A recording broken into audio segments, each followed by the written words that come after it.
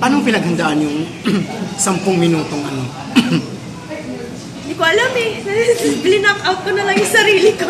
De, pero, ni-rehearse namin kasi lahat. Lahat ng eksena was rehearsed kasi nga one-shot film yun. Tapos, si Direk, tinulungan niya talaga kami in everything, in every aspect. Siyempre, meron kang input as an actor. Tapos, may input din si Direk. So, it was actually a group effort. So, LG, sa tingin mo, nakatulong yung pagiging single mo para ma-accept mo yung role?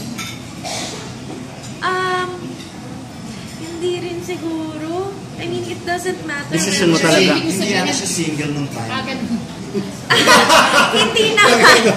Hindi, for me, it doesn't matter. Kasi kung actor ka, hindi naman ikaw yung hindi naman ikaw yung Siyempre, di ba, nandun pag eh. may karelasyon ka, meron ka mga considerations, kailangan mo ipaalam. Since yung role medyo, di ba? Nagpaalam ka ba kay JC that time? Hindi ko kailangan magpaalam kahit kanito. So, nung time na to, single ka mo? Ang ginawa mo? Pero kung sakaling in a relationship ka, wala rin nagiging problema. You still go for the role. Oo naman, kasi hindi naman dapat maging dahilan yon para hindi ka tumanggap ng isang project na... First starstruck artist na nanalo ng international award. Reklamo ka ba sa loob? Kailangan bugan mo na si Jeline sa Metro Manila. Grabe naman! Grabe naman kayo! Walang comparison.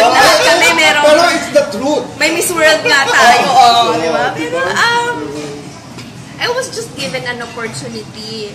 So, syempre, given the opportunity, you'll do your best and you were rewarded because of your hard work. And nakita siguro nila yon at nag-reflect naman siguro yung hard work ko.